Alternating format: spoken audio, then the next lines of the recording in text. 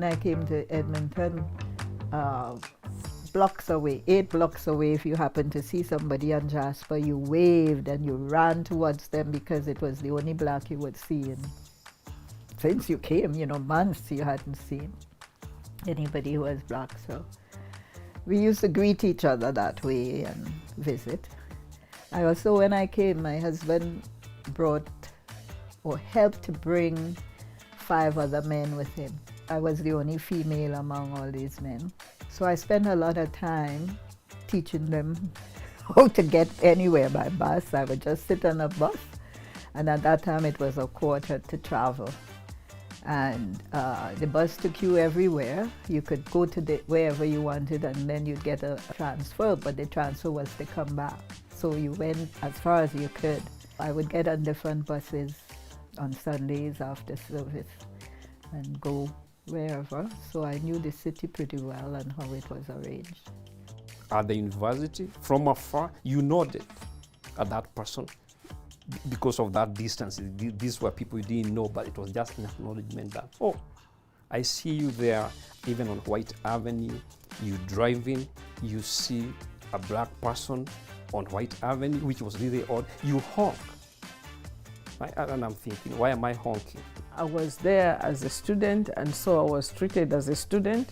But when I went outside, that's where I would see that there was a little bit of, people being suspicious.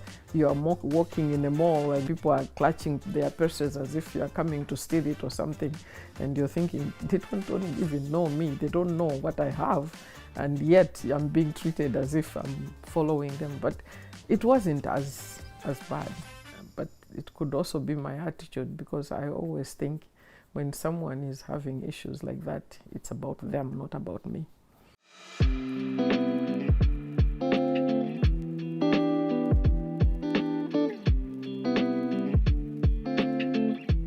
I'm Malcolm Azania. I'm known to a lot of folks by the name Minister Faust, a name under which I broadcast for many years, and also under which I write novels and journalism and a bunch of other things.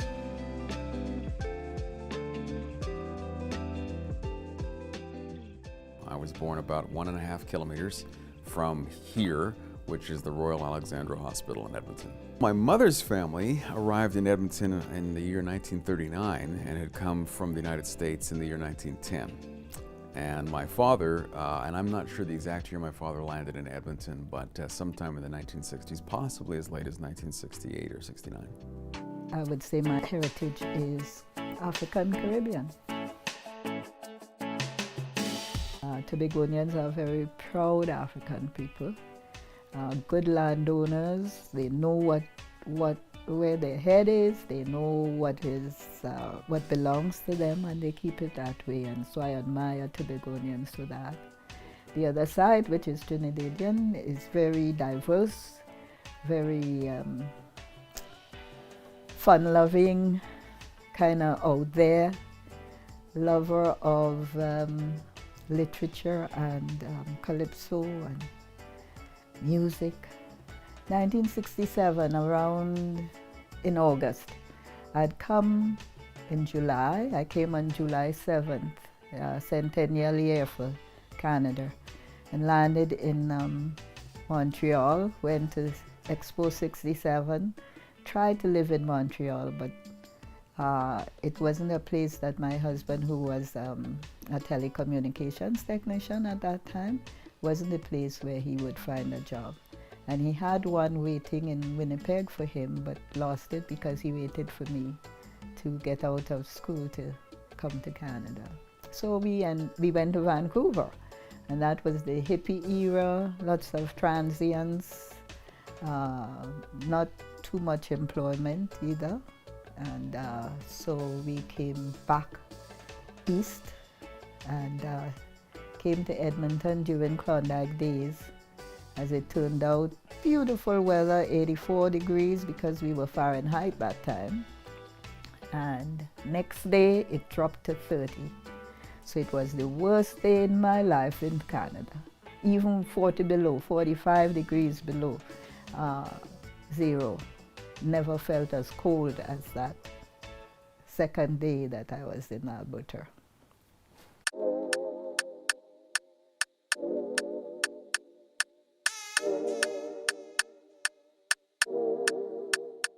We moved to Edmonton in 1992. I originally went from Malawi to Halifax to go to school, and then I moved from Halifax to Edmonton to continue with my education. In Halifax, I was really surprised to find that there was quite a big community of Black people, and so automatically you get drawn to each other. It was interesting, amazing, but at the same time shocking because of the kind of things that I heard about what they had gone through. It was good for me to be connected to them and to find a place in their community where I felt like I kind of belonged.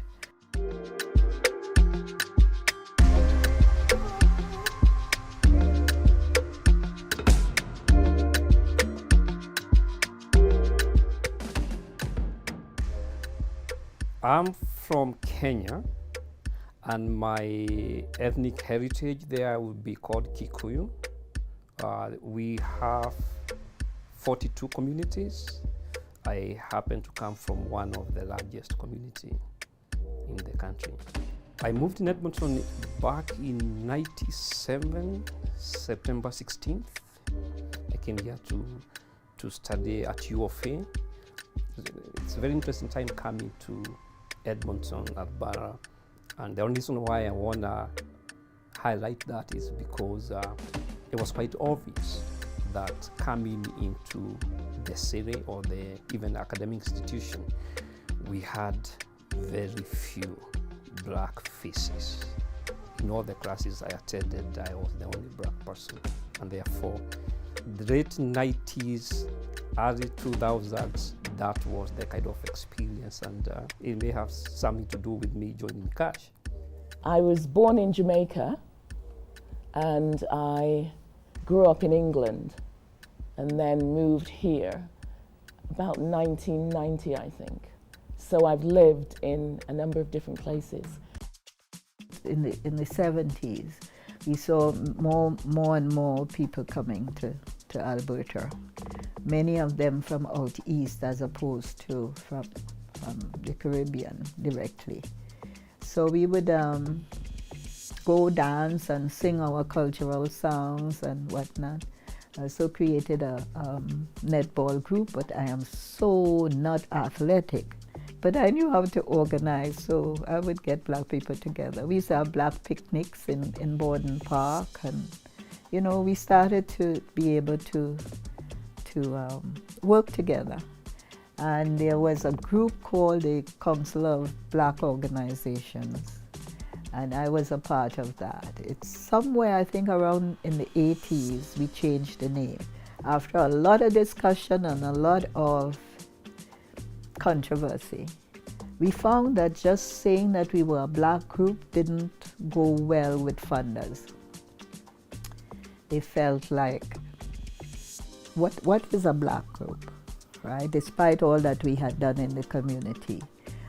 So we changed it to the Council of Canadians of African and Caribbean Heritage. What you call yourself, how you define yourself matters, because it tells us who you are, right? When Shakespeare says, "A rose by any other name will still smell sweet," I'm not sure I want to believe him, right? So the name is really important. We can't just say, "Oh, we're going to go with something like this." So when I think of Canadians of African and Caribbean origin, having that organization coming in and there and saying, this is our shared history. Do we have shared histories? Yes, right? I mean, the common denominator in most of the cases is the colonization. Do we have shared experiences? Yes. Do we have differences? Which is really important. Yes, and differences are not necessarily negative. CCACH was an umbrella organization that was intended to bring together representatives of organizations from a wide range across the continent and the Caribbean, and to try to address a range of needs. And one of those is youth education. And so to this day, one of the core goals of CCACH is through their Saturday school, which helps to provide tutoring, mentorship to our children and youth. CCACH is the group that I've always worked with ever since, you know, I had that first meeting where Gordon Sadul gave me, I think, a leaflet about this youth forum. When we set up the Living History Group, we attached ourselves to CACH. So Lawrence was on our board and he was also a treasurer at the same time for CACH.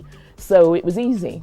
I always think you should look to see if you can support an organisation rather than consistently setting up new organisations that then don't thrive. So we affiliated ourselves with CACH and we had quite a lot of freedom. I was here for when they changed the name from CBO, and it was changed to Council of Canadians of African and Caribbean Heritage, CACH. And I always used to joke and say, but we have no CACH.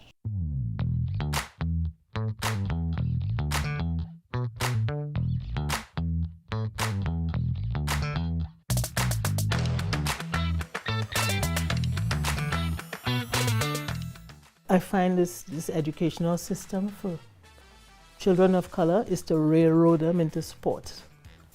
You know, I see it all the time, and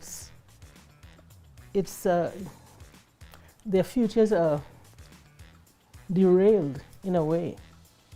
You know, because it tells me that the society still has a long way to go in recognizing equal values in people of color. You know, take off that label that all we are good for is sports. You know, we're the scientists. You know, we can point to Anthony Fields and a lot of other people who are achieving in our society. All right, this man has an historic site, Uncle Tom's Cabin, in Dresden, Ontario. Who is Reverend Josiah Henson? That is correct. I know we've had programs in CACH which we are focusing on adults, but I think of late it has been for students. And so one of them is to make sure that our youth know about their background, because you cannot appreciate anything else without understanding who you are yourself.